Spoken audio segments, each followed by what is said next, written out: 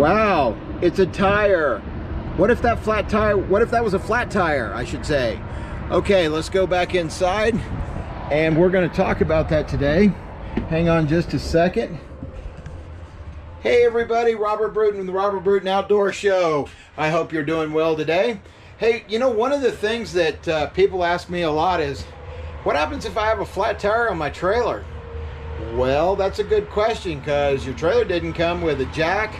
It does come with a spare tire, but it doesn't come with tools to fix it. So here's what you need to do. I highly recommend, okay, that you get some sort of roadside assistance that's trailer specific, okay? I don't really want to mention any names, just get out there and do your little research. But I can tell you, because one's not overly better than the other. There are some out there that are really good. A lot of brand new trailers come with roadside assistance. Also check with your extended warranty and see if that comes with any type of roadside assistance. If you have roadside assistance through your insurance, your car insurance or truck insurance, check with them to make sure that it covers the trailer and trailer tires, okay? It may cover the tow vehicle, but it may not cover your trailer. So do a little investigating and check that out. Because here's the thing, you're going to need to carry, if you want to do it yourself, you need to make sure that you have a appropriate jack that will jack up the trailer. I don't recommend doing that yourself, but I do recommend roadside assistance. Get a professional out there and let them fix it up for you. I would hate for you to cut your trip short.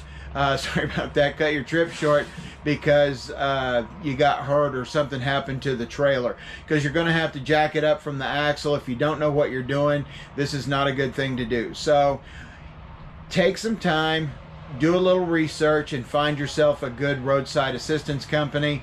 There's a lot of great ones out there. Check with your insurance and see what you can do.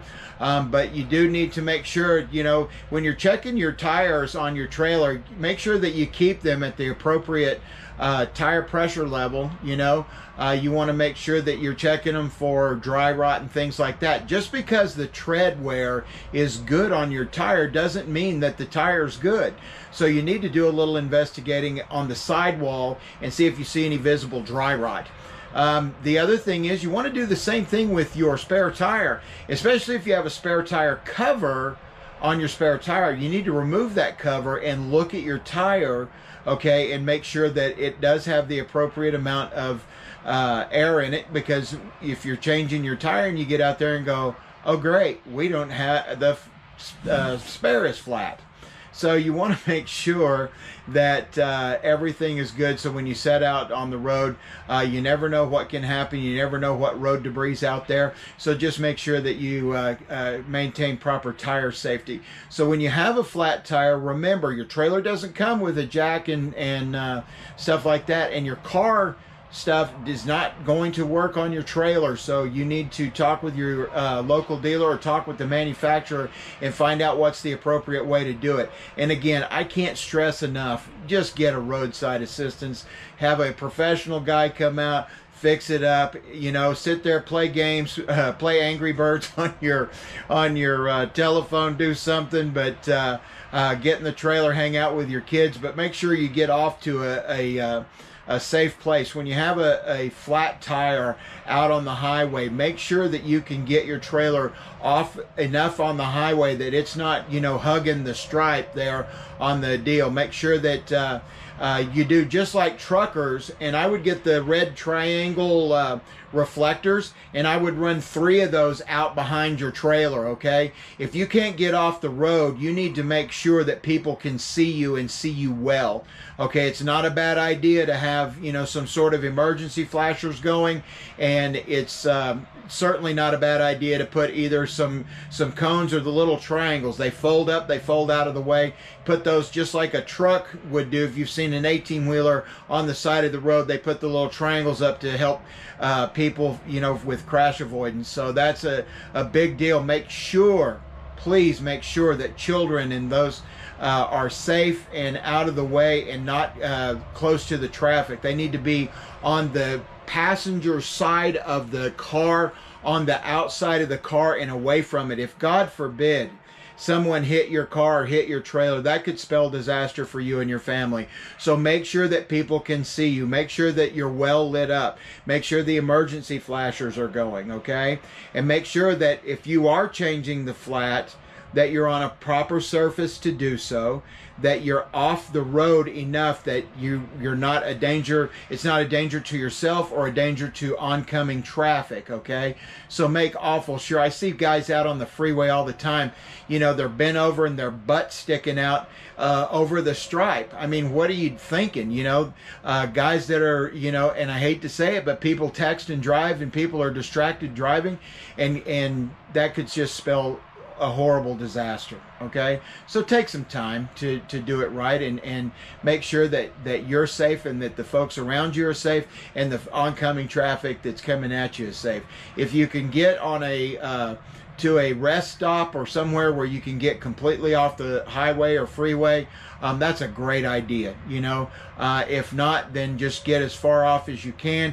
And like I said, make sure that if you get someone to come out with emergency roadside assistance, chances are they got big flashing lights and they can make it a whole lot safer area for you to change that tire. And for them to change that tire, they'll have the proper tools. They'll get you up, running, going in just a matter of minutes, seriously. So safety is numero uno when we're doing our camping, all right? And especially when we're out trying to do something on the side of the highway.